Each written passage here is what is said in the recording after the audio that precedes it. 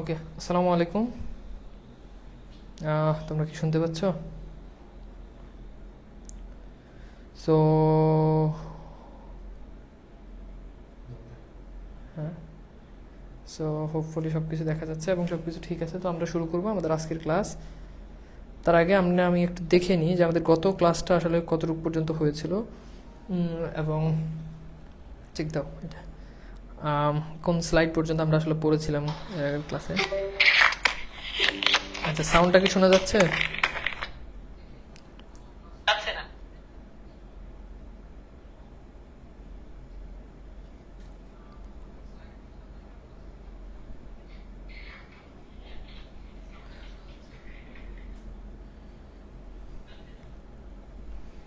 ঠিক আছে, okay fine. জি, ওকে। জায়েদ হাসান ভাইয়া, আন্টি এখন কেমন আছে? হ্যাঁ, আলহামদুলিল্লাহ মোটামুটি ভালো আছে। তো আমরা একটু দেখি,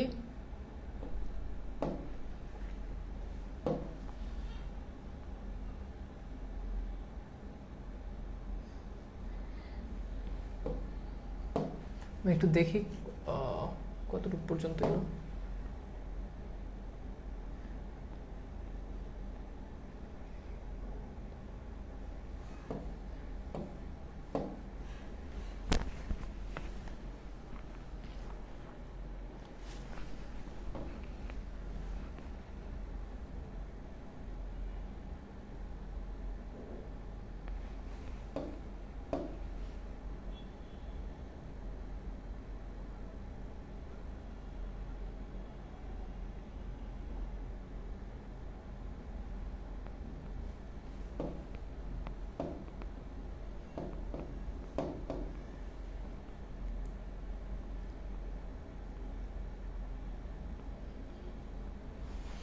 ওকে, তো আমরা এখান থেকে হচ্ছে আজকে পড়বো, ঠিক আছে?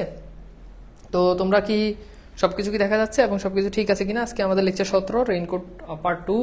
এন্ড আজকে আমরা এখান থেকে গত ক্লাসে সম্ভবত আমরা কোন জায়গা থেকে করেছিলাম? স্যার আপনার মা কেমন আছে? হ্যাঁ, আলহামদুলিল্লাহ ভাইয়া ভালো আছে। আর সবাই একটু মেনশন দিয়ে দাও, সবাই একটু জয়েন করুক। এন্ড আজকে আমাদের লেকচার 2 হবে। এন্ড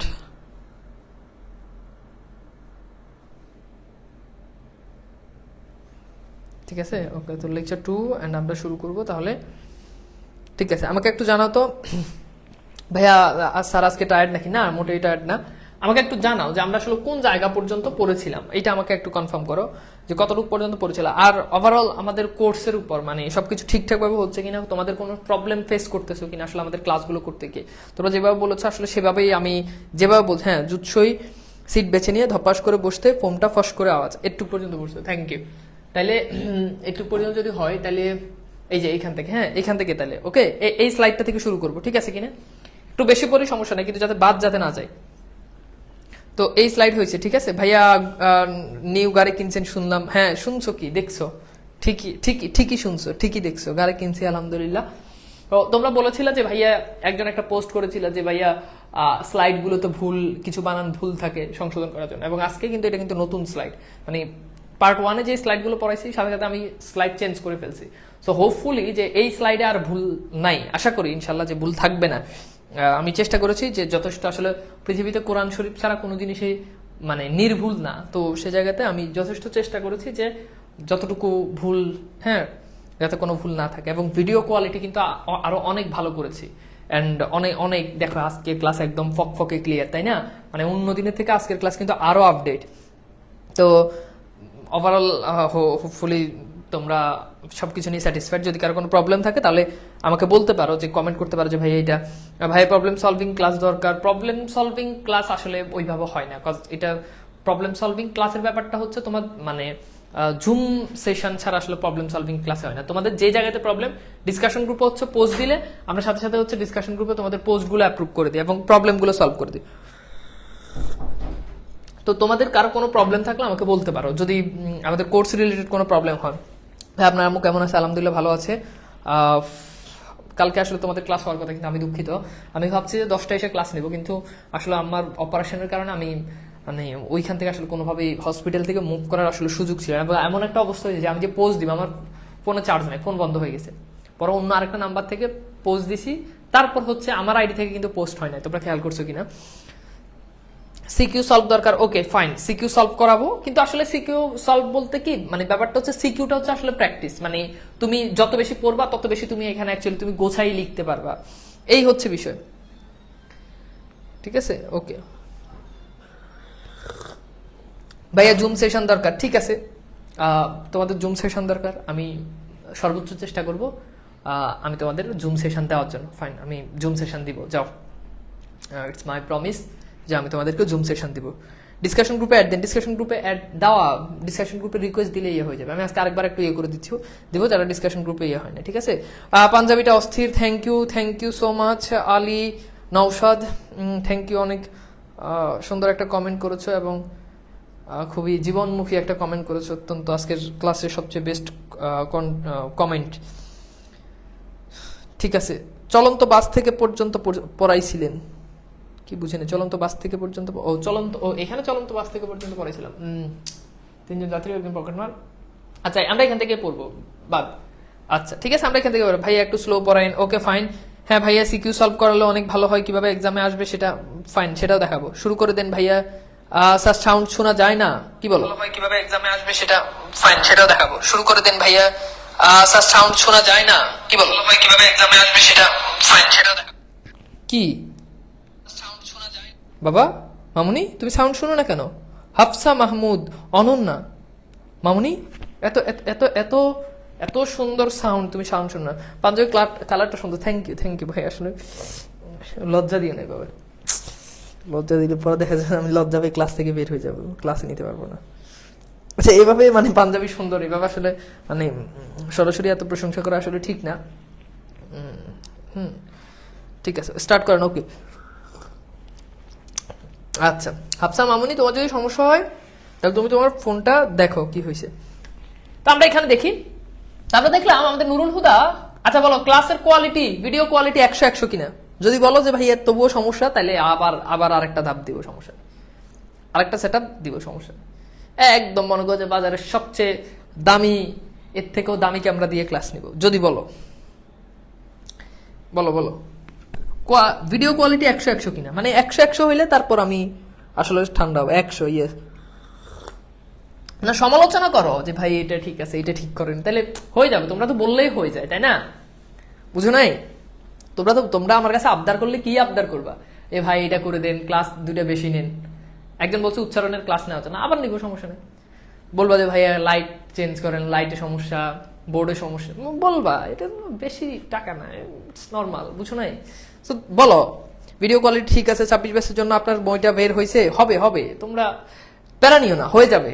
এই যে সেকেন্ড পেপার বই আজকে শেষ, কয়েকদিনের ভিতরে চলে আসবে, কাজ একদম টোটালি শেষ, সেকেন্ড পেপার।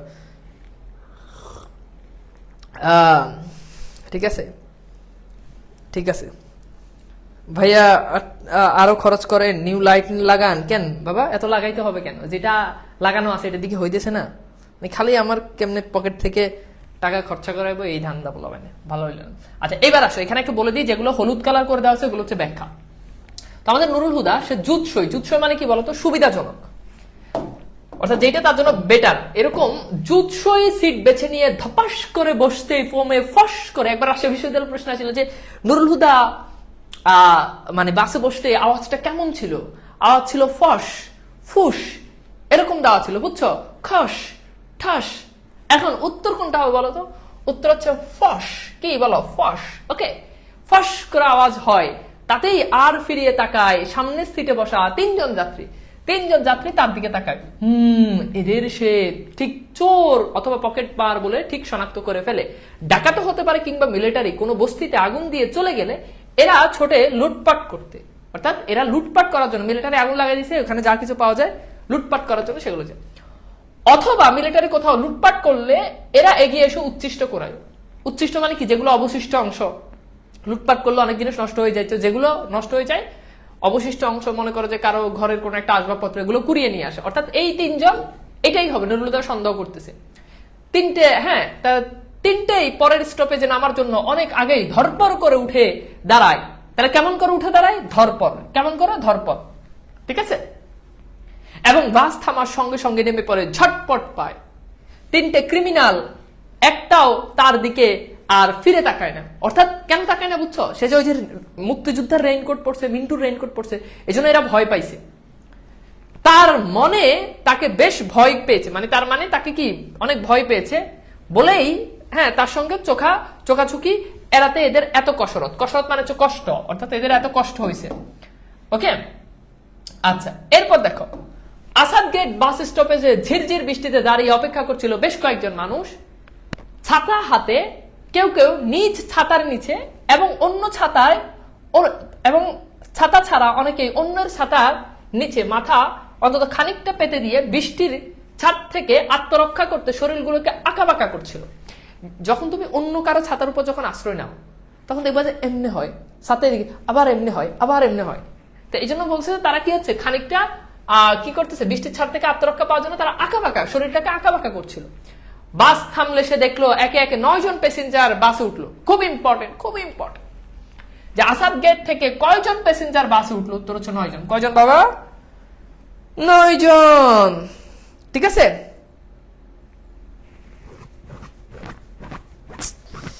কি রে ভাই, তো ইয়ে করার পর আবার স্কিপ হইলো, এটা কোনো কথা?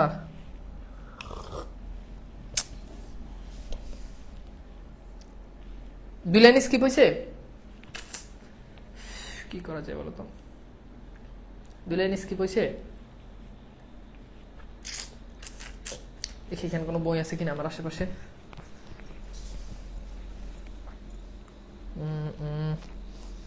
আচ্ছা দাঁড়াও, একটা বই পাইছি,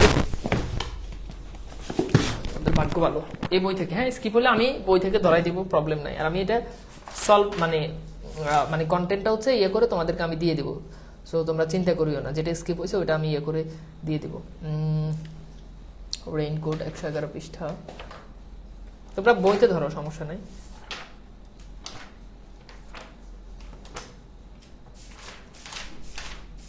এই যে রেইনকোট, ঠিক আছে। আচ্ছা তাহলে আমি একটু পড়ি। হ্যাঁ, ম্যান ইজ মর্টাল, মানুষ মাত্রই ভুলনশীল, ভুল হতেই পারে, তাই নয় কি? মানুষ মাত্রই ভুলনশীল, ম্যান ইজ মর্টাল। আচ্ছা, হ্যাঁ হ্যাঁ, ওকে, এবার আমি পড়ি। যুদ্ধশৈব সিট বেছে নিয়ে এতে মিলিটারি আগুন লাগিয়ে, হ্যাঁ, যুদ্ধশৈব সিট বেছে নিতে 3 জন। হ্যাঁ, আচ্ছা, আসাদ গেট তিনটে ক্রিমিনাল, একটা তার দিকে ফিরে তাকায় না, তার মানে বেশ ভয় পেয়েছে বলে সঙ্গে। আচ্ছা যাক, মিন্টুর রেইনকোটটা কাজ হচ্ছে, এটা হচ্ছে আমাদের লাইন। যাক, মিন্টুর রেইনকোটটা কাজ হচ্ছে, অর্থাৎ মিন্টুর এই রেইনকোটটা কাজে দিচ্ছে, কারণ চোর টোর সব পালা যাচ্ছে, চোর ছেসরা পকেটমার সব কেটে পড়েছে, ভালো মানুষটা থাকে, অর্থাৎ ভালো মানুষরা এই বাসে থাকে, সে বেশ সৎ সঙ্গে চলে যাবে, অর্থাৎ সে খুব ভালো মানুষদের সঙ্গে তার গন্তব্যে পৌঁছে যাবে, একেবারে কলেজে পর্যন্ত, অর্থাৎ একবারে কলেজ পর্যন্ত সে কি পৌঁছে যাবে, বুঝছো? আচ্ছা, এবার একটু পর্যন্ত আমরা পড়লাম, বুঝছো? দেখছো, পড়াই দিলাম, দেখছো টেকনিক, স্লাইডে নাই কিন্তু তোমাদেরকে পড়াই দিছি। আচ্ছা, এবার খেয়াল করো, দেখছো আমার বুদ্ধি, দেখছো একটা বই তাৎক্ষণিক খুঁজে নিয়ে তোমাদেরকে পড়াই দিছি। এখন না পড়াইলে হইব কি, বলবো যে ভাইয়া এই 2 লাইন পড়ার নাই, এই 2 লাইন আবার বুঝিয়ে দিন, ভাইয়া এই 2 লাইন আবার পরের ক্লাসে বুঝিয়ে দিন, একসাথে শেষ করে দিলাম, বুঝছো? সে বেশ খুঁটিয়ে খুঁটিয়ে সবাইকে দেখে, তার দিকে তাকিয়ে 9 জনের 3 জন আরে রাখো রাখো, এবং একজন রাখো রাখো বলতে বলতে নেমে পড়লো ধরপর করে। শেষ পর্যন্ত বোধ হয় এমনি অর্ডিনারি চোর, ছিচকে চোর, অর্থাৎ অর্ডিনারি চোর মানে সাধারণ চোর, ছোটখাটো জিনিস যারা চুরি করে, ছিচকে চোর মানে যারা এমনি টুকটাক চুরি করে, হ্যাঁ, হওয়ার সম্ভাবনাই বেশি। আর প্রথম 3টে কোথাও সুন্দরী মেয়ে দেখলে মিলিটারিকে খবর দেয়, কিংবা মিলিটারির কাছ থেকে বন্দুক নিয়ে পাকিস্তান জিন্দাবাদ, পাকিস্তান জিন্দাবাদ স্লোগান দিয়ে মহল্লায় মহল্লায় ঘুরে আর সুন্দরী মেয়েদের ধরে এনে পৌঁছে দেয় মিলিটারির ক্যাম্পে। তখন সুন্দরী সুন্দরী মেয়েদের খবর দিত কারা? ওই যে আমাদের দেশের কিছু এই যারা ছিল রাজাকার, এরা কি করতো, সুন্দরী মেয়ে দেখলে আর পাকিস্তানিদেরকে খবর দিত, তো মনে করো পাকিস্তানিদেরকে খবর দিলে তারা এসে নির্যাতন করতো। এগুলো হলো রাজাকার। ফের নতুন করে অপরাধী মুক্ত বাসে যেতে এখন ভালো লাগছে। জানালার বাইরে বৃষ্টির আশ উঠছে, ঠান্ডা হাওয়া, গাছপালা, লোকজন, দোকানপাট, বাড়িঘরের উপর ট্রান্সপারেন্ট আবরণ দেখা। আর ট্রান্সপারেন্ট আবরণ মানে স্বচ্ছ আবরণ, মানে সবকিছু দেখা যায়। আবরণ দেখে তার এক্সট্রা ভালো লাগে। সমস্ত ভালো লাগা ছির খায় মানে কি, ফাটলো, মানে সব নষ্ট হয়ে গেল। বাস হঠাৎ করে ব্রেক করলো, মানে বাসটা হঠাৎ করে ব্রেক করলো। তখন তাকে তাকাতে হয় বাঁয়ে, অর্থাৎ সে বাঁ দিকে তখন তাকায়। চোখ পড়ে নির্ণীয়মান মানে নির্মাণ হচ্ছে এমন, নির্ণীয়মান মসজিদের ছাদের দিকে। অর্থাৎ যখন বাস থামে তখন একটা মসজিদের দিকে নির্মাণ হচ্ছে এমন একটা মসজিদের দিকে সে তাকিয়ে থাকে। দরজা থেকে ঠান্ডা হাওয়া এসে লাগে তার মুখে এবং নাকের ভিতর দিয়ে সেই হাওয়া ঢুকে পড়ে বুকে, অর্থাৎ নাকের মধ্য দিয়ে সেই হাওয়া তার বুকে ঢুকে যায়। সেখানে থাকা লাগে, হ্যাঁ, সেখানে থাকা। ক্র্যাকডাউনের রাতকে এটা পরীক্ষাতে প্রশ্ন আসবে। ক্র্যাকডাউনের রাত হচ্ছে 1971 সালে 25শে মার্চ দিবাগত রাতে পাকিস্তানি সেনাবাহিনীর ঢাকায় যে ভয়াবহ ধ্বংসযজ্ঞ চালে। তোমরা সবাই জানো যে 25 মার্চ কি হয়েছে, এটাকে বলা হয় কালো রাত। তো সেটাই বলছে যে এই যে ক্র্যাকডাউনের রাত, পরীক্ষাতে এটা প্রশ্ন আসে। হ্যাঁ, কাটে ভোর হলে মিলিটারিরা গুলিতে এই মসজিদের ছাদ থেকে পড়ে গিয়েছিল এক মুয়াজ্জিন সাহেব। তাহলে ওই যে যেই মসজিদের সামনে বাসটা থেমেছিল, ওই মসজিদের সামনে একজন মুয়াজ্জিন, তাকে ক্র্যাকডাউন অর্থাৎ 25শে মার্চ রাতে তাকে কি করা হয়েছে, এখানে মিলিটারিরা তাকে হত্যা করা হয়। এবার বুঝছো? ঠিক আছে, আমি নতুন ভাই, কিছু বুঝতে পারছি না। বাবা তুমি আগের ক্লাসটা করো, বুঝছো? স্লো আছে অনেক। কিরে বাবা, 2 উইকস, এটা কোনো কথা? তৌসিফ হাসান শাহরিয়ার, তুমি কি আজকে নতুন ক্লাস করতেছো? কত আস্তে পড়াচ্ছি আমি, নিজের উপর নিজে মানে আজকে অতিষ্ঠ যে আমি এত আস্তে পড়াচ্ছি কেন। আমি তো ভাবতে তোমরা বলবো ভাইয়া ভাইয়া আরো জোরে পড়ান, জোরে। তোমরা ছেলে, ঠিক আছে, ওকে।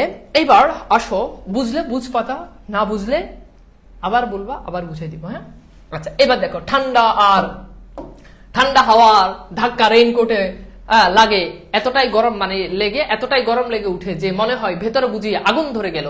মসজিদের উল্টো দিকে বাড়িতে 3 তলায় থাকতো তখন তারা। রাতভর ট্যাঙ্কের হুঙ্কার আর মেশিন গান, স্টেন গানের ঘেউ ঘেউ। অর্থাৎ তারা ওই যে মসজিদের পাশে, সেখানে তারা 3 তলায় থাকতো এবং সেখানে মানুষের কাতরানি, আর তাদের ঘুম আসতো না সেই রাতে। অর্থাৎ সেই রাতে এত বড় নির্যাতন হয়েছে যে ঘুম আসতো না। ছেলে মেয়ের সঙ্গে সেও উঠেছিল খাটের নিচে, মানে সে ছিল কোথায়, খাটের নিচে, যাতে করে মানুষজন যাতে না চিনে, মানে কেউ যাতে ধরতে না পারে। ভোরবেলা মিলিটারি মানুষ মারায় একটু বিরতি দিলে ছেলেমেয়েরা ঘুমিয়ে পড়ে এবং বদ্ধ জানালার পর্দা একটু তুলে সে রাস্তা দেখতে থাকে। রাস্তার উপরে মসজিদের ছাদে মুয়াজ্জিন সাহেব দাঁড়িয়েছিল আজান দিতে, অর্থাৎ মুয়াজ্জিন সাহেব সেইখানে আজান দিতে দাঁড়িয়েছিল। সাধারণত জুমার নামাজটা সে নিয়মিত পড়ে। কিছু সাপ্তাহিক মুসল্লি আছে না, জীবনে কোনোদিন নামাজ পড়বো না, কিন্তু জুমার নামাজ আসলে একদম নতুন পাঞ্জাবি, হ্যাঁ, পায়জামা, মানে এমন ভাবে দেখে মনে হয় যে মানে জান্নাত থেকে পালাই চলে আসছে।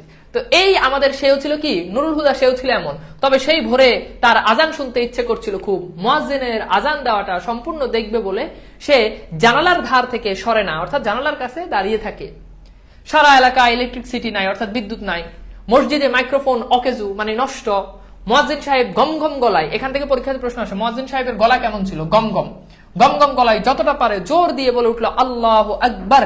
দ্বিতীয় আল্লাহু আকবার, আল্লাহর মহত্ব ঘোষণা করার সুযোগ আর তার মেলেনি।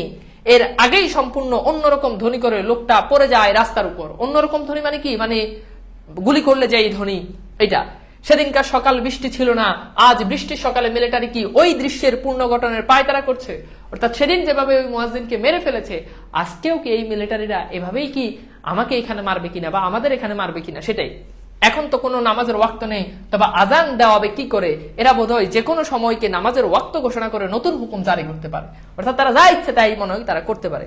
মিলিটারি এখন যাবতীয় গাড়ি থামাচ্ছে, সবগুলো গাড়ি থামাচ্ছে, গাড়ি প্যাসেঞ্জার নামিয়ে দাঁড় করিয়ে দেয় রাস্তার ধারে, রাস্তার পাশে প্যাসেঞ্জারকে দাঁড় করাই দেয়। আরেকটা দল মিলিটারির স্টেন গান তাক করিয়ে রেখেছে মানুষের শাড়ির উপর, অর্থাৎ এইভাবে স্টেন গান মানে মেশিন অস্ত্র ধরে রেখেছে। অন্য একটি দল ফের ওই সব লোকের জামা কাপড় এবং শরীরের গোপন জায়গা মানে বুঝছো তো, এই জায়গাগুলো তারা কি করে, তল্লাশি করে। তারা এগুলো হাতায় হুতায় দেখে, যতটুকু ফর্মালিটির ভিতর থেকে দেখা যায়, বুঝছো। মিলিটারি যাদের পছন্দ করে তাদের ঠেলে দিচ্ছে পেছনে দাঁড়ানো একটা সারির দিকে, অর্থাৎ পেছনে একটা সারির দিকে ভাগ করে ফেলতেছে। অর্থাৎ যাদের সন্দেহ করতে তাদের এক সারি, যারা সাধারণ মানুষ তাদের এক সারি।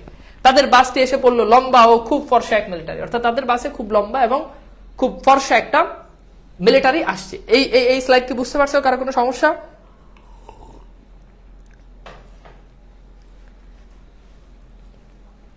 ভাই পাকিস্তানের তো মুসলমান ছিল, তাহলে মুয়াজ্জিনকে হত্যা করলো কেন?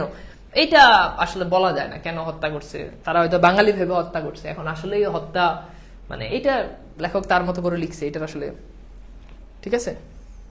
আচ্ছা তাহলে কি করে তাদেরকে, ওকে আচ্ছা এবার আসো। এরপর দেখো এখন বাসের ভেতর কোনো আওয়াজ নাই, অর্থাৎ কোনো সাউন্ড নাই, যাত্রীদের বুকে টিপ টিপ শব্দ এবং নীরবতার সুযোগ বাড়ে এবং এতটাই তারা মাথায় বাজে দ্রাম দ্রাম করে, এটা দ্রাম দ্রাম হবে, দ্রাম দ্রাম করে মাথায় বাজে। বারেন্দাওয়ালা টুপির নিচে শব্দের ঘষায় ঘষায় আগুন জ্বলে এবং তার আর হালকা বেরোয় তার চোখ দিয়ে, তবে একটু নড়ে বসলে মাথা ও বুকের ধ্বনি নিয়ন্ত্রণে আসে। এসবকে সে পরোয়া না করে সে সরাসরি তাকালো মিলিটারির মুখের দিকে। এখান থেকে পরীক্ষাতে প্রশ্ন আসে। তা একবার প্রশ্ন আসছিল তোমার, খুব সম্ভবত কোন একটা ইউনিভার্সিটি, সম্ভবত কুমিল্লা ইউনিভার্সিটি 17 কি 18 সেশনে প্রশ্ন আসছিল যে নুরুল হুদা মিলিটারির কোন জায়গা মানে কোন জায়গা কোন দিকে তাকায়, বুঝছো? তো ওইখানে এই অপশন হচ্ছে মুখ, কান, আরেকটা হচ্ছে তোমার চোখ, আরেকটা অপশন ছিল সেটা আমি না বলি। তো এরকম অপশন ছিল আর কি। যাই হোক, মিলিটারির চোখ খোঁচালো হয়ে আসে এবং ছুছালো চোখের মনি, একদম ছুছালো চোখের মনি মানে একদম তীরের মতো কাটার মতো বিঁধে যায় তার মুখে। সেও তার চোখের বোতা এবং গরম চাউনিটাকে স্থির করে আলগোছে বিছিয়ে দেয় মিলিটারির খাড়া নাকে ও চুছালো চোখে, গোপের নিচে ও নাক, গোপ ও চোখের আশেপাশে ও নিচের লালচে চামড়ায়। এতে কাজ হলো মিলিটারির চোখ সরে যায় তার মুখ থেকে, নেমে পড়ে তার রেইনকোটের উপর। এবার তার চোখ থেকে মুখ থেকে এবার আস্তে আস্তে রেইনকোটের দিকে তাকায়। মনে হয় রেইনকোটের পানির ফোঁটাগুলো লোকটা গুনে গুনে দেখেছে, অর্থাৎ লোকটা মনে হয় ফোঁটাগুলো গুনে গুনে দেখছে। ভেতরের তাপে এইসব পানির ফোঁটা দেখে মিলিটারি এত থ মেরে যাওয়ার কারণ কি? অর্থাৎ এইগুলো রেইনকোটটা ভালো করে দেখে সে একেবারে থ হয়ে গেছে। লোকটা কি এগুলোতে রক্তের চিহ্ন দেখেছে? অর্থাৎ মনে হচ্ছে যে এভাবে তাকাইছে, মনে হচ্ছে এই পানির ফোঁটাগুলো রক্তের চিহ্ন। রেইনকোট বৃষ্টির ফোঁটা গোনাগুনিতে সরে মিলিটারি হঠাৎ বলল, আগে বাড়ো, অর্থাৎ আগে যাও। এবার বলো বুঝছো কিনা?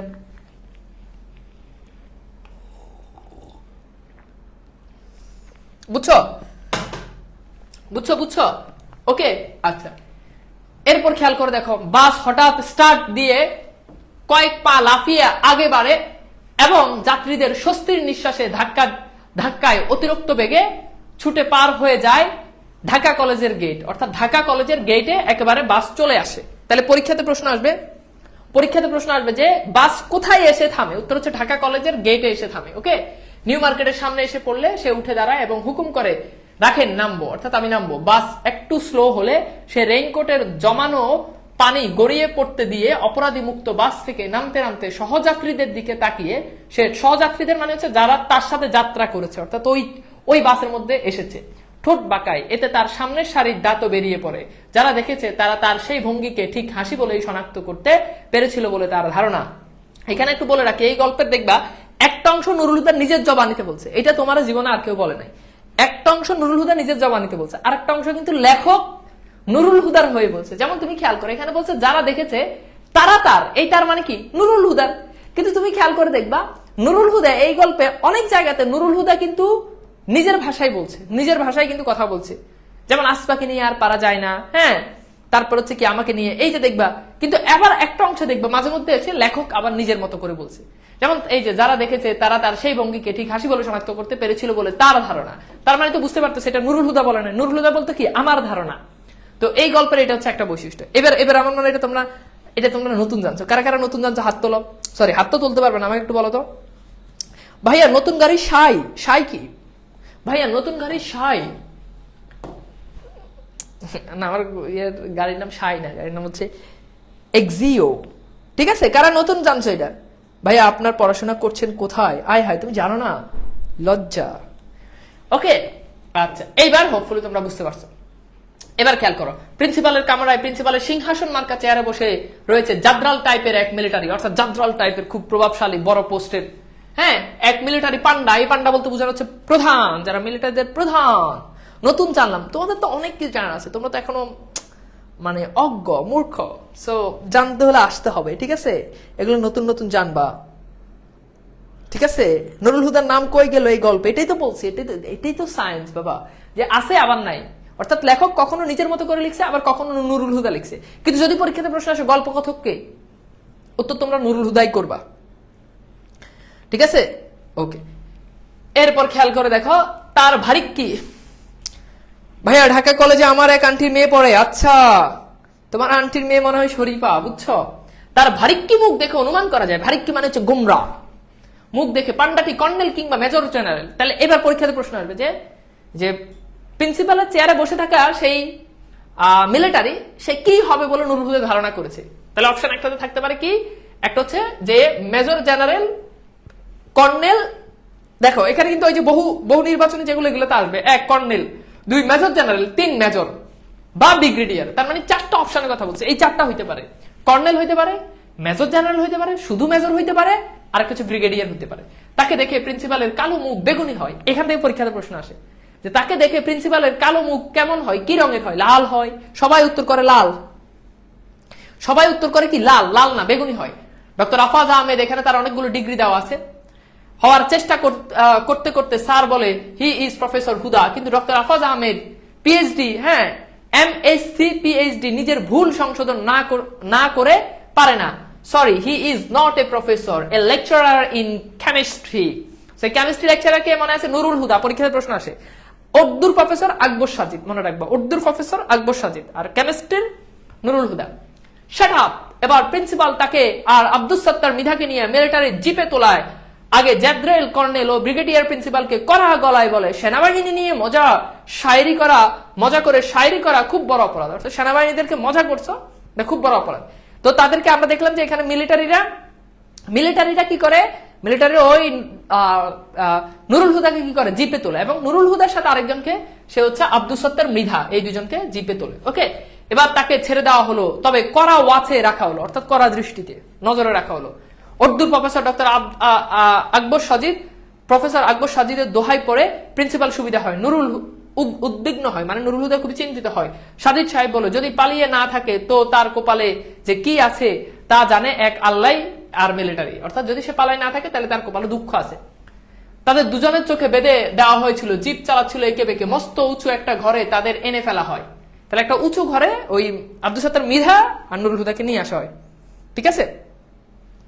কর্নেল জেনারেল কোন পদ? এগুলো সেনাবাহিনীর অনেকগুলো পদ আছে, কর্নেল জেনারেল, মেজর, ব্রিগেডিয়ার, হ্যাঁ অনেকগুলো পদ আছে, এগুলো একটা পদ। ব্রিগেডিয়ার হচ্ছে এটা একটা পদবি, বুঝছো, আর্মিরা বা সেনাবাহিনীতে যারা আছে তাদের একটা পদবি। আচ্ছা, চোখ খুলে দিলে সে আব্দুস সত্তার মৃধাকে দেখতে পায়, জায়গাটা একেবারেই অচেনা, অর্থাৎ যেই জায়গায় তাদেরকে নিয়ে যাওয়া হয়েছে, কেন নিয়ে যাওয়া হয়েছে এখানেও একটা সায়েন্স আছে, এটা বুঝবা। এইটা আমার আগে অনেকবার পড়ছো, অনেকেই পড়ছো, কলেজেও পড়ছো, কিন্তু আসলে জিনিসটা তুমি ফিল করতে পারো না, কাহিনীটা তুমি বুঝতে পারো না, এখনই বুঝবা। জায়গা আছে একেবারে অচেনা, এক ডেক চেয়ারে সে কতক্ষণ বসে থাকলো এবং তার কোনো হিসাব নাই। তার সামনে একটা চেয়ারে বসলো এক মিলিটারি, তাকে ইংরেজিতে নানান প্রশ্ন করে, সে জবাব দেয়। লোকটা চলে গেলে অন্য ঘর থেকে ফের অন্য একটা লোক এসে তাকে প্রশ্ন করে এবং সে জবাব দেয়। অর্থাৎ আয়না ঘরে যেভাবে জবাবদিহিতা করা হয়, ধরে নিয়ে গিয়ে একদম সেম আয়না ঘর রিপিট, যেমন গাড়িতে করে চোখ বেঁধে নিয়ে যাওয়া হয়, একদম সেম মনে হচ্ছে এইখান থেকে শিখছে যে চোখ বেঁধে আয়না ঘরে নিয়ে যাওয়া হয়। নিয়ে যাওয়ার পর তারপর হচ্ছে সেখানে তারা প্রশ্ন করে, চোখ বেঁধে বিভিন্ন টাইপের প্রশ্ন করে। তো সেটা এখানে দেখলাম, অন্য ঘরে নিয়ে অন্য একটা লোক এসে তাকে প্রশ্ন করে, সে জবাব দেয়। প্রশ্নগুলো প্রায় একই রকম এবং তার উত্তর হেরফের হয় না। যেমন কিছুদিন আগে যে প্রশ্নগুলো কি, কিছুদিন আগে তাদের কলেজে কয়েকটা লোহার আলমারি কেনা হয়েছে। মনে রাখবে কিসের আলমারি? লোহার আলমারি। হ্যাঁ, এগুলো বই নিয়ে আসছিল কারা, মানে এই যে আলমারিগুলো আনছিল, এগুলো কারা আনছিল? শায়েরি মানে হচ্ছে মজা, দুষ্টামি। আচ্ছা, এরপর হচ্ছে সে জবাব দেয় ঠিক অফিসের জন্য 3টা, খুব ইম্পর্টেন্ট, অফিসের জন্য 3টা আলমারি, বোটানি, হিস্ট্রি, জিওগ্রাফি ডিপার্টমেন্টের জন্য 2টো করে। তার মানে বোটানির জন্য 2টা, জিওগ্রাফির জন্য 2টা, টোটাল 2টা করে 6টা। ওকে, এবং ইংরেজির জন্য 1টা, সর্বমোট 10টা আলমারি। তাহলে খেয়াল করে দেখো, অফিসের জন্য 3টা আর বোটানির জন্য 2টা, বোটানি ডিপার্টমেন্টের জন্য 2টা। এখন বললো না যে ভাই বোটানি কি? উদ্ভিদ বিজ্ঞান। জুলজি কি? প্রাণী বিজ্ঞান। হিস্ট্রি ইতিহাস। জিওগ্রাফি ভূগোল কি? ভূগোল। ঠিক আছে, তোমরা এখন অনেকেই অবাক হয়ে যায় যে ভাই আপনারা এত কিছু কিভাবে জানেন। সো এই জন্য আমি আসলে অনেক কিছু তোমাদেরকে জেনেও বলি না, যে কখন যে নজর লেগে যায়। সর্বমোট 10টি আলমারি কলেজে নিয়ে আসা হয়েছে, বুঝছো। আমি কালকে কলেজে পড়াচ্ছি, কালকে না পরশু, কলেজে পড়াচ্ছি, তো আমি অনেক উদাহরণ লিখলাম। লেখার পর আমি বললাম যে এত উদাহরণ তোমাদের পরীক্ষা আসবে না। তো এক মেয়ে আমাকে বললো, ভাইয়া যদি নাই আসে তাহলে আপনি এত উদাহরণ আমাদেরকে লেখাচ্ছেন কেন কষ্ট করে? আমি বললাম আমি যে অনেক কিছু পারি, এটা বোঝানোর জন্য তোমাদেরকে এত কিছু লেখাচ্ছি, বুঝছো? না লিখলে তো তুমি বুঝবে না যে আসলে আমি কি। তো তো হোপফুলি বুঝতে পারছো, টোটাল 10টা আলমারি। আবার বলছে অফিসের জন্য 3টা, বোটানি 2টা, হিস্ট্রি 2টা, জিওগ্রাফি 2টা, আর বাকি হচ্ছে কি ইংরেজির জন্য 1টা, মোট 10টা আলমারি। এত কথা বলার দরকার নাই। ওই আলমারিগুলো নিয়ে আসে যে কয়েকটা ঠেলাগাড়ি করে, ঠেলাগাড়িওয়ালাদের তো সে ভালো করেই চিনে, অর্থাৎ যে ঠেলাগাড়িওয়ালাদের কথা নিয়েছে ওই ঠেলাগাড়িওয়ালাদেরকে নুরুল হুদা খুব ভালো করে চিনে। নুরুল হুদা জবাব দেয়, তাদের সে চিনবে কোত্থেকে? তারা হলো কুলি, সে একজন লেকচারার, তাহলে সে তাদের সঙ্গে এত কথা বলছিল কেন? অর্থাৎ বলছে ঠিক আছে, তুমি কুলি, তুমি লেকচারার, তারা কুলি, তাহলে তুমি তাদের সাথে কলেজে যখন নিয়ে আসছিল তখন তুমি এত কথা বলছো কেন তাদের সঙ্গে? খেয়াল করো খুব ভালো করে। এরপর দেখো, প্রিন্সিপাল আদেশে আলমারিগুলো স্টিলের পাতের ঘনত্ব, দেরাজের, দেরাজ মানে হচ্ছে তোমার ডয়ার লেখা আছে, দেরাজের সংখ্যা, আকার, হ্যাঁ, তারা ছাবির মান, রং মানে প্রভৃতি নিয়ে সে কথা বলছিল। অর্থাৎ সে দাবি করে যে আমি তাদের সঙ্গে কথা বলছিলাম। প্রিন্সিপাল বলছিল যে এই আলমারিগুলো যে কেমন হবে সেটা নিয়ে। মিলিটারি শান্ত গলায় তথ্য সরবরাহ করার ভঙ্গিতে বলে, মিসক্রিয়েন্টরা কলেজে ঢুকছিল কুলির বেশে, অর্থাৎ মুক্তিযোদ্ধারা, তারা কুলির ভেসে সেই কলেজে ঢুকছে ইনফরমেশন নেওয়ার জন্য। এটা তার চেয়ে আর ভালো কে জানে? অর্থাৎ এটা নুরুল হুদা, তুমি এটা খুব ভালো করে জানো। তারা আজ ধরা পড়েছে, নুরুল হুদার নাম বলেছে, তারা ধরা পড়ছে, এবং তারা কার সাথে এই কলেজে তাদের সাথে আটাত রয়েছে, যোগাযোগ রয়েছে, তারা নাম বলছে নুরুল হুদা। এবার নুরুল হুদা ধরা পড়ছে। এতক্ষণ ধরে এই গল্পে কোনোভাবেই এটা প্রকাশ হয় না যে নুরুল হুদার সাথে মুক্তিযোদ্ধাদের সম্পর্ক রয়েছে, কিন্তু মুক্তিযোদ্ধাদের সাথে নুরুল হুদার সম্পর্ক রয়েছে, এটা এইখানে এসে আমরা দেখলাম। কথা বুঝতে পারছো? এতক্ষণ ধরে এটা কিন্তু কোথাও উল্লেখ হয় নাই, বরং আমরা দেখেছি সে কিন্তু প্রথম ক্লাসে আমরা বলেছিলাম, দেখছো যে তার শালা পাকিস্তানি মারে, সেনাবাহিনী মারে, এটা তো তার দোষ না, সে তো এগুলো থেকে সম্পূর্ণ দূরে। কিন্তু এখন বলছে যে আসলে ওই মুক্তিযোদ্ধারা তারা ধরা পড়ছে মিলিটারিদের হাতে, এবং তার নাম বলেছে, তাদের সঙ্গে তার যোগাযোগ নিয়মিত, সে গ্যাংয়ের একজন সক্রিয় সদস্য। তাহলে সে কি ছিল? গ্যাংয়ের, অর্থাৎ সেই দলের একজন সক্রিয় সদস্য। আমার নাম সত্যি বলছেন? আমার নাম বলছে। আপনি কি সত্যি বলছেন আমার নাম? নুরুল হুদা হঠাৎ চিৎকার, মিলিটারির বিরক্ত হয় না, বরং উৎসাহ পায়। উৎসাহিত মিলিটারি তাকে বলে, কুলিরা ছদ্মবেশী মিসক্রিয়েন্ট। তাহলে কুলিরাই হচ্ছে কি ওই ছদ্মবেশী মিসক্রিয়েন্ট, অর্থাৎ কুলির বেশে তারা কলেজে ঢুকছিল, কারণ ওই কলেজটা ছিল সেনাবাহিনীদের ক্যাম্প, ওখানে সেনাবাহিনীরা নিয়মিত আসতো। ওই কলেজের প্রিন্সিপাল, অর্থাৎ ঢাকা কলেজের প্রিন্সিপাল, তারা সেখানে সেনাবাহিনীদের সঙ্গে তাদের সাথে আতাত ছিল। তারা কলেজের টিচারদের মধ্যে নুরুল হুদার নামই বলেছে। নুরুল হুদা অবাক হয়ে তাকিয়ে থাকে, তারা কি তাকে চেনে? কেমিস্ট্রি ডিপার্টমেন্টে আলমারি সাজিয়ে রাখার সময় এক কুলি দাঁড়িয়েছিল, তার গা গেছে তখন ঘোরতর বর্ষাকাল, ঢাকায় এবার বৃষ্টি হয়েছে খুব, রাত দিন এই বৃষ্টি নিয়ে সে কি যেন বলছিল, তাতে কুপিটা বিড়বিড় করে উঠে। হ্যাঁ, তারপর হচ্ছে কি জুত সুবিধা, এটা কি আবার টাইপিং মিস্টেক হয়েছে নাকি? আচ্ছা, এরপর হচ্ছে কি কথাটা দুবার বলছিল, তার মানে কি স্টাফ রুমে কেউ একজন একদিন না দুদিন ফিসফিস করে বলছিল, বাংলার বর্ষা তো পালার জানে না। হ্যাঁ, মানে তারা তো বাংলার বর্ষার সম্পর্কে জানে না। রাশিয়ার ছিল জেনারেল উইন্টার, মানে এখানে বলছে যে শীতকাল, অর্থাৎ রাশিয়াতে অনেক বেশি ঠান্ডা। তো এইটা পরীক্ষাতে প্রশ্ন আসবে। আমাদের ছিল জেনারেল মনসুন। তো মনসুনকে খেয়াল করো, বর্ষাকাল, দ্বিতীয় বিশ্বযুদ্ধের সময় তীব্র শীতের কারণে হিটলার বাহিনী রাশিয়ার কাছে পরাজিত হয়েছিল, এদিকে বাংলার তীব্র বর্ষার কারণে পাকিস্তানিদের জন্য বিপজ্জনক। অর্থাৎ এইটাই বলছে যে আমাদের হচ্ছে বর্ষাকাল, রাশিয়ার যেমন আছে কি শীতকাল, আমাদের হচ্ছে বর্ষাকাল। এই ছদ্মবেশী ছেলেটা কি এই কথাই বুঝিয়েছিল তার উপর। ভাইয়া কালকে না আপনাদের কলেজে নবীনবরণ ডিম হলিডে পার্কে? হ্যাঁ, কালকে নবীনবরণ, বাট আমি যাবো না। আমি আসলে কালকে আমাদের সকালে ক্লাস আছে, আর তাছাড়া আমি এমনিতেই ক্লাসের বাইরে আমি কখনোই এক্সট্রা অ্যাক্টিভিটিস গুলোতে আমি অ্যাটেন্ড করতে পারি না। মিসক্রিয়েন্ট মানে কি? মানে দুষ্কৃতকারী, এটা হচ্ছে বাংলা অর্থ। এখানে মূলত মুক্তিযোদ্ধাদেরকে বুঝিয়েছে, বুঝছো? আচ্ছা, এরপর খেয়াল করো, ভাই আপনি ঢাকায় কোথায় থাকেন? না, এটা বলা যাবে না। নুরুল হুদা মুক্তিযোদ্ধাদের সহযোগী সত্য না, তার বিরুদ্ধে মিথ্যা অভিযোগ। না, সত্য, মিথ্যা অভিযোগ না, সত্য অভিযোগ। ঠিকই। উৎসাহী নুরুল হুদা এদিক ওদিক তাকায়, তার মৌনতা অর্থাৎ মন খারাপ মিলিটারিকে আরেকটু নিশ্চিত করে। কিছুক্ষণ পর, কতক্ষণ পর সে বুঝতে পারে না, মিলিটারিরা তাকে ফের একই প্রশ্ন জবাব না পেয়ে প্রবল ভেগে দুইটা ঘুষি লাগায়, অর্থাৎ তাকে দুইটা ঘুষি দেয় নুরুল হুদাকে। এখন ঘুষিতে সে কাত হয়, দ্বিতীয় ঘুষিতে পড়ে যায়। মেঝে থেকে তুলে মিলিটারি ফের জিজ্ঞেস করে ওদের আস্তানা কোথায়। দেখছো, তাকে জিজ্ঞেস করে যে মুক্তিযুদ্ধ যারা রয়েছে তাদের আস্তানা কোথায়, তার তো ভালোভাবেই জানা আছে। সে জবাব দেয়, তখন নুরুল হুদা কি জবাব দেয়? নুরুল হুদা জবাব দেয় ওই ঠিকানা বলে দিলেই তো তাকে সসম্মানে ছেড়ে দেওয়া হবে, এই নিশ্চয়তা দেয় তাকে পাউরুটি ও দুধ খাওয়ানো শুরু করে। অর্থাৎ তাকে পাউরুটি আর দুধ খাওয়ায়, তাকে বলে যে এই ঠিকানা আমাদেরকে দেওয়ার জন্য। ঠিক আছে,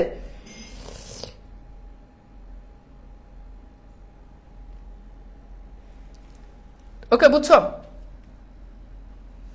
একটা লাইন মনে মিস্টেক হয়েছে, তবু আমি একটু দেখি যে মিস্টেক হয়েছে কিনা। না মিস্টেক বলতে কি স্কিপ হয়েছে কিনা।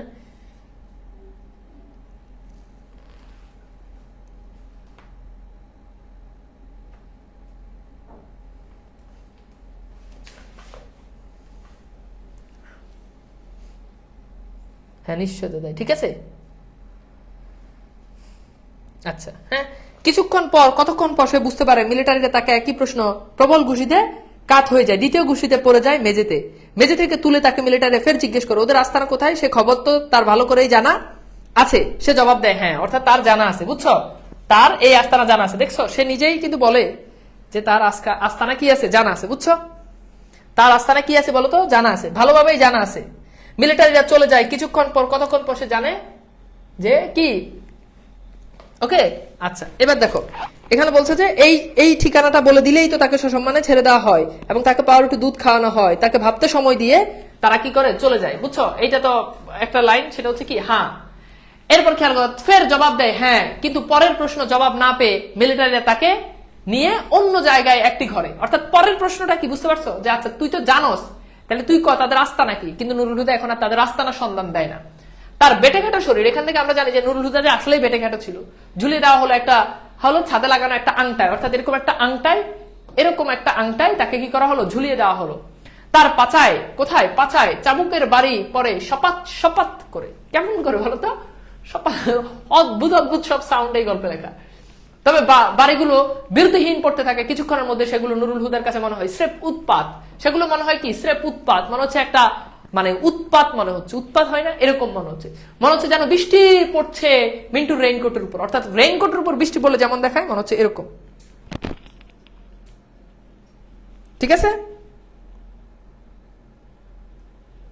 ওকে ভাইয়া। কালকের আপনার কি জানি ভাইয়া, কালকের ক্লাসে একটা কোশ্চেন, সেটা হচ্ছে কিসিঞ্জার সাহেব যে বিষয়টা পাকিস্তানি ইন্টারনাল অ্যাফেয়ার্স বলছিল, কি কোন বিষয়টা পাকিস্তানি ইন্টারনাল অ্যাফেয়ার্স বলছিল। অর্থাৎ এই যে মুক্তিযুদ্ধা পাকিস্তানের ইন্টারনাল অ্যাফেয়ার্স বলতে বোঝাচ্ছিল যে সেই সময় যে ঘটনাগুলো, পাকিস্তানের ইন্টারনাল অ্যাফেয়ার্স, অর্থাৎ এগুলোর কৌশলগত কারণ সেটা বুঝিয়েছে। বুঝছো, আচ্ছা এবার খেয়াল করো, রেইনকোটটা এরা খুলে ফেলেছে। অর্থাৎ নুরুল হুদার যে রেইনকোট ছিল সেটা খুলে কোথায়, হ্যাঁ কে জানে, কোথায় রাখলো কে জানে, কোথায় যে রাখছে কে জানে, কিন্তু তার তার শরীরে এখনো লেগে আছে। অর্থাৎ রেইনকোটের যে উষ্ণতা সেটা তার শরীরে এখনো লেগে আছে, বৃষ্টির মতো চাবুকের বাড়ি পরে তার রেইনকোটের চামড়ায়। আর সে অবিরাম বলেই চলেছে মিসক্রিয়েন্টদের ঠিকানা তার জানা আছে, শুধু তার ঠিকানা জানার মধ্যে কোনো বাহাদুরি নেই। সে ছদ্মবেশী কুলিদের যে আস্তানা সেটাও সে চিনে, তারাও তাকে চেনে এবং তার উপর তার আস্থাও কম তাদের সঙ্গে তার আতাত রাখার উত্তেজনায় নুরুল হুদার ঝুলন্ত শরীর কেঁপে উঠে এবং চাবুকের বাড়ির দিকে তার আর মনোযোগ দেওয়া হয়ে উঠে না। অর্থাৎ যতই তাকে মারে, এখন সে আর চাবুকের বাড়ির দিকে সে আর কি করে না, মনোযোগ তার দেওয়া হয়ে উঠে। অর্থাৎ যখনই তার কাছে ওই মিলিটারি যারা রয়েছে তাদের ঠিকানা যখন জানতে চায়, অর্থাৎ সরি মিলিটারি না, মুক্তিযুদ্ধে যারা রয়েছে তাদেরকে আসলে সে ঝুলন্ত শরীর মানে কি, যে শরীরটাকে ঝুলিয়ে রাখে। ধরো আমাকে এরকম ঝুলিয়ে রাখছে, এটা হচ্ছে ঝুলন্ত শরীর। ঠিক আছে স্যার, আপনি কোন কলেজে পড়ান? United college. আচ্ছা এইবার আসো, এইবার আমরা একটু দেখি এখান থেকে কি টাইপের প্রশ্ন হয়। ঢাকা বোর্ড 2024 প্রশ্ন আসছে, শহরের বুকে জলপাই রঙের ট্যাঙ্ক। শহরের বুকে জলপাই রঙের ট্যাঙ্ক কি বুঝতে পারতেছ? ওই যে বিভিন্ন সময় যে দেখবা যে আর্মিদের বিভিন্ন ট্যাঙ্ক আছে জলপাই রঙের, সেটার কথা বলছে। এলো দানবের মতো চিৎকার করতে করতে, অর্থাৎ এই যে মেশিন গান, সেই ট্যাঙ্কের যে হুঙ্কার, যে সাউন্ড, সেটা এখানে বলছে। তো ঢাকা বোর্ড 2024 আসছে, আমরা একটু প্রশ্ন দেখি যে কি টাইপের আসলে এখান থেকে প্রশ্ন আসছে। তো প্রশ্ন বলা হচ্ছে, উদ্দীপকের কোন বিষয়টিতে রেইনকোট গল্পের মিল পাওয়া যায়? বলো বলো কোন বিষয়টিতে।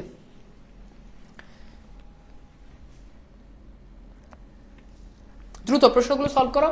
উদ্দীপকে কোন বিষয়টিতে রেইনকোট গল্পের মিল পাওয়া যায়?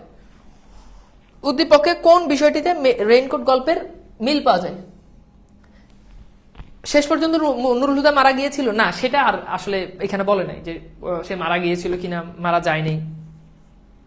ঠিক আছে, যতটুকু পর্যন্ত বলা আছে অতটুকুই। তো বেসিক ঘটনা হচ্ছে যে সে মুক্তিযুদ্ধের সঙ্গে তার সম্পর্ক রয়েছে, কিন্তু যখনই তাকে মারে সে তখন আর যতই মারুক সে মুক্তিযোদ্ধাদের আর নাম বলে না, এটাই।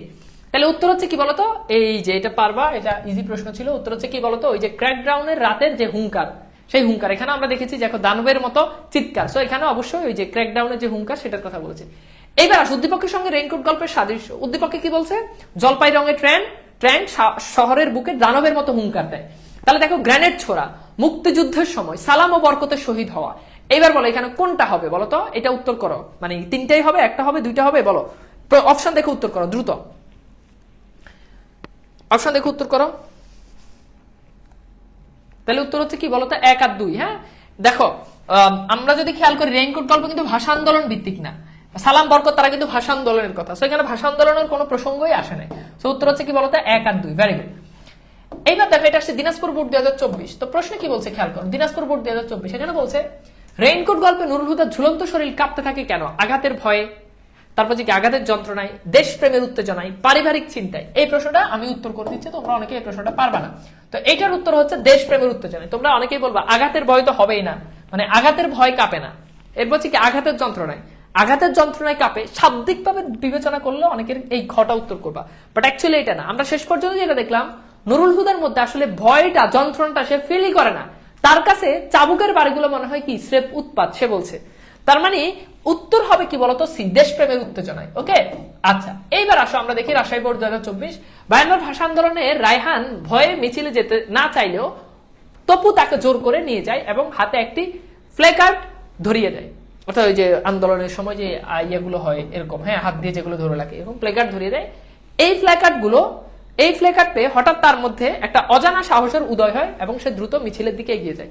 তো এখানে আমরা দেখতে পেলাম এই যে রায়হান, সে মূলত নুরুল হুদার প্রতিনিধিত্ব করছে। নুরুল হুদা ভয় পেত, কিন্তু মিন্টুর রেইনকোট পরার পর থেকে তার ভিতরে দেশপ্রেম বা তার ভিতরে দেশের প্রতি ভালোবাসা সেটা তৈরি হয়েছে। তাহলে রাজশাহী বোর্ড 2024 প্রশ্ন বলছে উদ্দীপকে রায়হান রেইনকোট গল্পের কোন চরিত্রের প্রতিনিধি বলতো?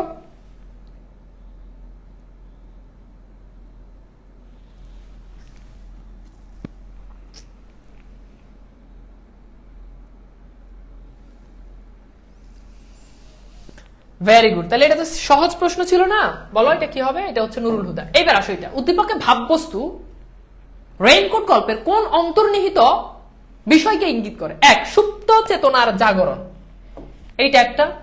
এরপর বলছে আত্মত্যাগের মহিমা, এইটা একটা। এরপর হচ্ছে ভয়কে জয় করা। ফাইন, এবার উত্তর দেখো, মানে বুঝো, আমি অপশনটা দিচ্ছি না, অপশন এখানে দিলে পাবা যে অ্যাকচুয়ালি বুঝো যে এখানে আসলে কোনটা উত্তর হবে। এটা আসলে কমন সেন্স খাটায় উত্তরগুলো বের করতে পারবা।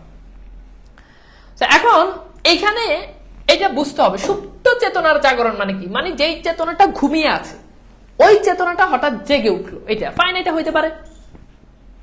কারণ আমরা দেখেছি কি নুরুল হুদা কি সে বা রায়হান, আমরা যদি উদ্দীপকের কথা বলি, সে কিন্তু ভয়ে যেত না, কিন্তু তার ভিতরে এই যে সে তার যে চেতনা সেটা সুপ্ত ছিল, ঘুমিয়েছিল, কিন্তু একটা সময় তার হাতে প্লেকার্ড ধরিয়ে দিলে তার ভিতরে সেই চেতনার জাগরণ হয়। তার মানে এটা 100% এটা হবে। এরপর বলছে ভয়কে জয় করা, হ্যাঁ এটাও হবে, সে তো ভয়কে জয় করছে, ভয়কে জয় করেই তো সে প্লেকার্ড নিয়ে রাস্তায় নামছে, ঠিক আছে। আত্মত্যাগের মহিমা, এটা একটু বুঝো। আত্মত্যাগের মহিমা হচ্ছে কি, মানে আত্মত্যাগ মানে নিজের জীবনকে বিলিয়ে দেওয়া, নিজের জীবনকে বিলিয়ে দিয়ে মহান কিছু অর্জন করা, এটাকে বলা হয় কি আত্মত্যাগের মহিমা, বুঝছো? এখন ব্যাপারটা হচ্ছে ওইখানে কিন্তু আসলে কারো জীবন গেছে কিংবা রায়হান মরে গেছে এরকম না। যদি মারা যেত তাহলে সেটা হতো আত্মত্যাগের মহিমা, কিংবা নুরুল হুদা যদি মারা যেত, এটা যদি গল্প উল্লেখ থাকতো তাহলে সেক্ষেত্রে হইতো। তার মানে এখানে 2 নাম্বার হওয়ার আসলে চান্স নাই। সো রাইট অ্যান্সার হচ্ছে কি বলতো, 1 আর 3।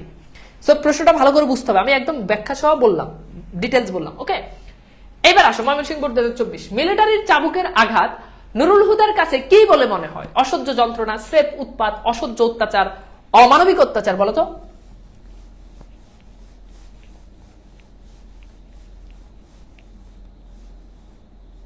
এটা কি হবে?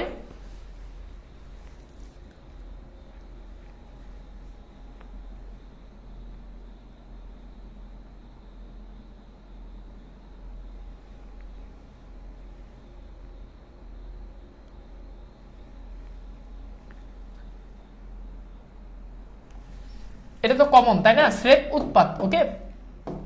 আচ্ছা এইটা দেখো, এবার বলছে নুরুল হুদা পাকিস্তানি হানাদার বাহিনীর তলব করার কারণ কি? এখানে অপশন মিস্টেক আছে, এটা একটু বাদ দিই। আচ্ছা, রেইনকোট গল্প উর্দুর প্রফেসরের নাম কি? চট্টগ্রাম বোর্ড 2024। এগুলো একদম রিসেন্ট প্রশ্ন, 24-এর প্রশ্ন সলভ করাচ্ছি তোমাদেরকে।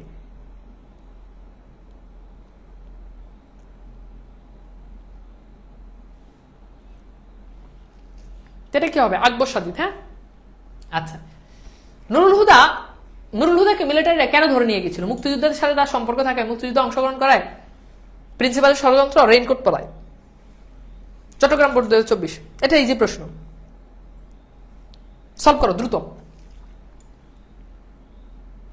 ভাই গল্পটা তো লেখক শেষ করে নাই, নুরুল হুদা মারা গেছে এটা তো বলে নাই, গল্পটা এখানে এসে স্টপ হয়ে গেছে। মারা গেছে এটা তো বলে না, এখন তুমি পরে লেখক মানে গল্পটা তো সমাপ্ত না, যতটুকু পর্যন্ত লিখছে ততটুকু পর্যন্ত নুরুল হুদা মরে গেছে এই কথা আমরা কোথাও পাই নাই, বুঝছো? আচ্ছা, উত্তর হচ্ছে এটা পারবা। যশোর বোর্ড 2024 রেইনকোট গল্পে নুরুল হুদা কোন বিষয়ে লেকচারার ছিলেন? এটা পারবা, কেমিস্ট্রি। রেইনকোট গল্পের প্রিন্সিপাল আজকাল কাকে তো আজ করে, এটা প্রথম ক্লাসে পড়াইছি, একদম সবগুলো দেখো, এত ইজি, একটু পড়লেই হয়। বরিশাল বোর্ড 2024 আসছে, একটু যদি মিনিমাম যদি পড়াশোনা করো তাইলেই মনে করো যে এগুলো পারবা। মানে কঠিন যে ব্যাপারটা আসলে এরকম না, কিন্তু ব্যাপারটা হচ্ছে আমরা আসলে পড়িই না, আমরা আসলে কি পড়িই না, বুঝছো? তো এইটার উত্তর কি হবে? উত্তর হচ্ছে কি আকবর সাজিদকে। ওকে, রেইনকোট গল্পে রাশিয়ার সাথে বাংলাদেশের তুলনা করার কারণ কি বলো?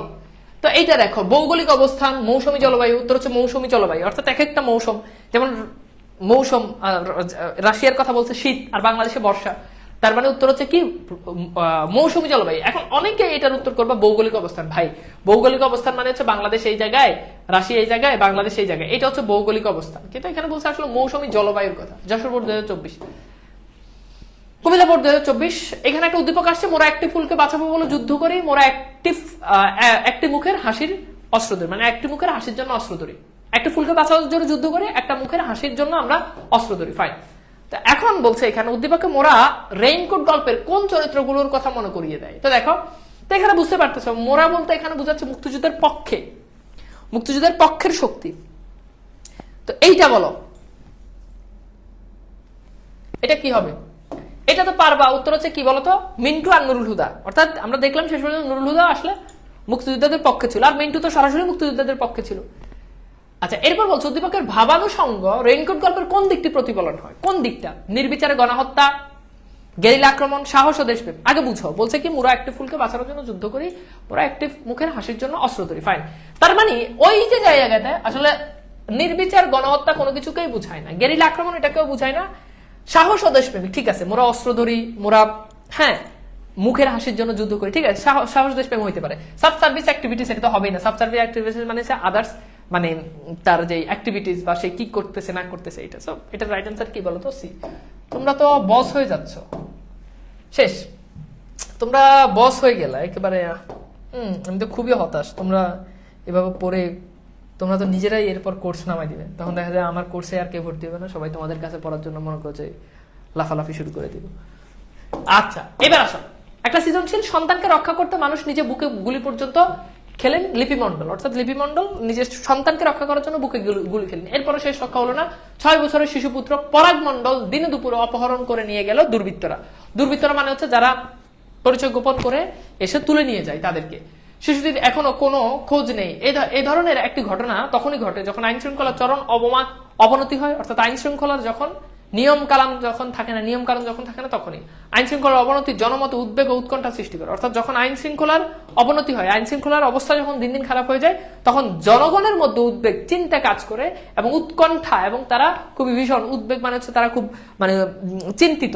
উদ্বেগ উৎকণ্ঠা মানে কি বুঝে? তারা খুব চিন্তিত জন্ম নিয়েছে, অর্থাৎ তাদের ভিতরে খুব চিন্তার জন্ম নিয়েছে। তাই এখানে বলছে কার জন্য নুরুল হুদা তটস্থ থাকতে হয়? তো উত্তর হচ্ছে তার শালা মিন্টুর জন্য। ফাইন, এক কথায় শেষ। নুরুল হুদার স্ত্রী কেন বাড়ি পাল্টানোর জন্য হন্য হয়ে লেগে থাকে? এবার এটার উত্তর কি দিবা?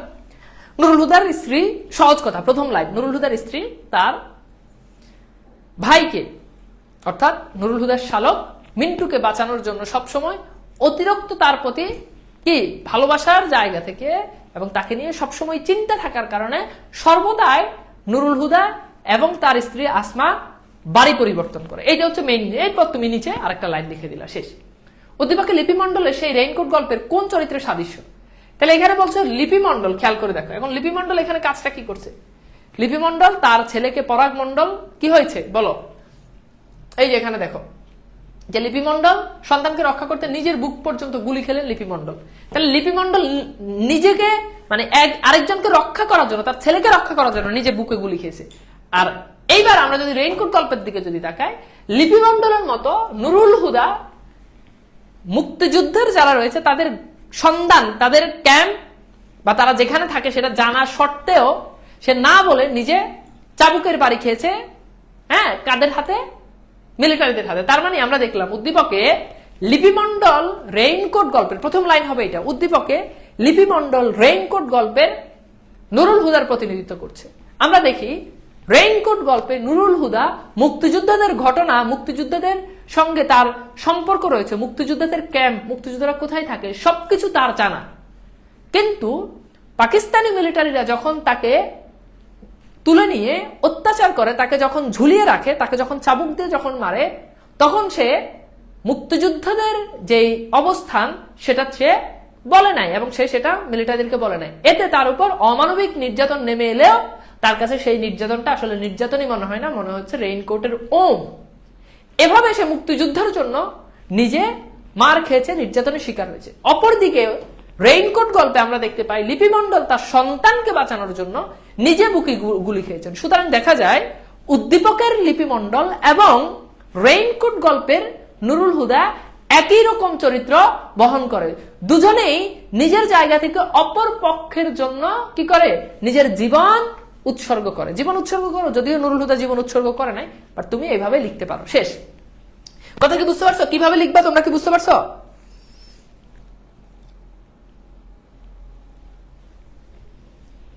বুঝছো? বুঝছো? বলো, এই প্রশ্নটা কি বুঝতে পারছো?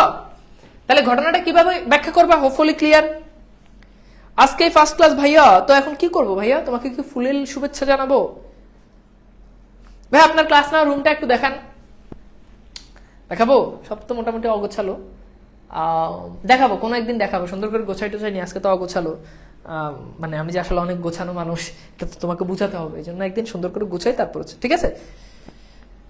আচ্ছা ঠিক আছে ভাই, এমন করে বর্ণনা করলে সেও তিনে তিন। তিনে তিন মানে কি? তিনে তিন দিয়েও মনে করে যে টিচার স্যাটিসফাইড হবে না, যে আল্লাহ আমি তো ছেলেটার উপর জুলুম করলাম, আমার তো তিনে চার দেওয়া উচিত, কিন্তু আমি তো পারতেছি না তিনে চার দিতে। এবার দেখো উদ্দীপকের সন্তান হারা লিপিমন্ডল যেন রেইনকোট গল্পে নুরুল হুদারই প্রতিনিধিত্ব করে, উক্তিটি ব্যাখ্যা করে। এই প্রশ্নটা এই প্রশ্ন সেম, কাছাকাছি, একদম একই টাইপের প্রশ্ন। এখানে তুমি ব্যাখ্যা করবে নুরুল হুদার সাথে লিপিমন্ডলের যে সম্পর্ক, অর্থাৎ মিলটা কোন জায়গায়। আর এখানে তুমি প্রশ্ন করবা, এখানে তুমি মিলাতে হবে যে লিপিমন্ডল তার সন্তান হারিয়েছেন, সে নিজের সন্তানকে বাঁচানোর জন্য নিজে বুকে গুলি নিয়েছেন। অপরদিকে নুরুল হুদা মুক্তিযোদ্ধাদেরকে বাঁচানোর জন্য তার নিজের বুকে গুলি তিনি নিয়েছেন। উদ্দীপকে আমরা দেখতে পাই যে লিপিমন্ডল তার স্বজনের জন্য, আপন জনকে বাঁচানোর জন্য বা তার নিজের সন্তানকে বাঁচানোর জন্য সে নিজে বুকি খেয়েছে।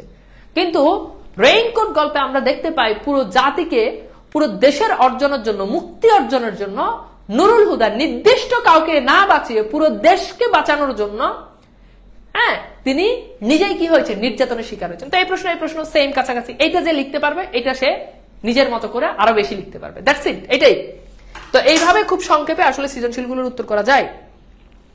ঠিক আছে ভাইয়া, আপনার ক্লাসরুম না, বেডরুম দেখতে চাই। ওকে, আচ্ছা তাই? আর কিছু দেখতে চাও না তুমি? তোমার দেখার অন্ত কোথায় গিয়ে শেষ হলো? ঠিক আছে, জেনারেল হচ্ছে পদবি, পদবি। জেনারেল, মেজর জেনারেল, ব্রিগেডিয়ার বললাম, বারবার বললাম যে এগুলো হচ্ছে পদবি। ঠিক আছে, ওকে। এইবার বলো, আজকের ক্লাসটা রেইনকোটের উপর 2টা ক্লাস নিছি, হোপফুলি তোমরা ক্লিয়ার, এবং 24-এর সকল প্রশ্ন আমি সলভ করে দিছি আলহামদুলিল্লাহ। অ্যান্ড হোপফুলি তোমাদের প্রবলেমগুলো সলভ। এত সুন্দর করে পড়াইছি, মানে আমি জানি যে তোমরা খুব ভালো করে বুঝছো। এত সুন্দর করে পড়ানোর পর আসলে না বুঝার কোনো উপায় থাকে না। আমি নিশ্চিত যে এখান থেকে পরীক্ষাতে প্রশ্ন এলে তোমরা সর্বোচ্চ স্টুডেন্ট, মানে সর্বোচ্চ ভালো রেজাল্ট তোমরা করতে পারবে। এবং অন্যান্য যত তোমাদের থেকে যত ট্যালেন্টেড স্টুডেন্টই থাকুক না কেন, তুমি দেখবা যে তুমি আসলে এই গল্পের যেরকম ভাববস্তুটা বুঝো, এই গল্পের ভিতরের কাহিনীগুলো যেমন বুঝো, এই গল্পের প্রত্যেকটা লাইন যেমন বুঝো, তোমার ওই ট্যালেন্ট, মেধাবী স্টুডেন্ট, তোমার ক্লাসমেট, সে কিন্তু বুঝে না, কারণ তুমি আসলে টাকা দিয়ে আমার কাছে পড়ছো, সে পড়ে নাই। দ্যাটস ইট, পার্থক্য এখানেই। কথা কি বুঝতে পেরেছ? আজকের ক্লাস অনেক ভালো লেগেছে, থ্যাঙ্কস। কেন আফরিন, তোমার কি প্রতিদিনের ক্লাস ভালো লাগে না? আজকে ভালো লাগলো? কি বলো তুমি? নিজের উপর নিজের কনফিডেন্স নাই বলে কেন থাকবে না? তুমি আমার স্টুডেন্ট, তোমার যদি নিজের উপর নিজের কনফিডেন্স না থাকে এটা তো আমার জন্য লজ্জা। একটু ডিমান্ড পোলা পাইনি, কয়দিন দেখবো কেন কমেন্ট করছে ভাই আপনার খাই গে, এটা কি ভাই তোর টান টান করে দিমু, উল্টা পাল্টা কমেন্ট করিস না। ঠিক আছে, জো সেই অসাম ক্রাশ খাইছি পড়ানো দেখে, আচ্ছা থ্যাংক ইউ ভাইয়া। ভাইয়া আন্টি কেমন আছে? আলহামদুলিল্লাহ ভালো আছে ভাই, আপনার কথাগুলো জাস্ট ওয়াও। ওকে সুমাই ইসলাম থ্যাংক ইউ, এভাবে প্রকাশ্যে এত সুন্দর চমৎকার সত্য কথা তুলে ধরার জন্য।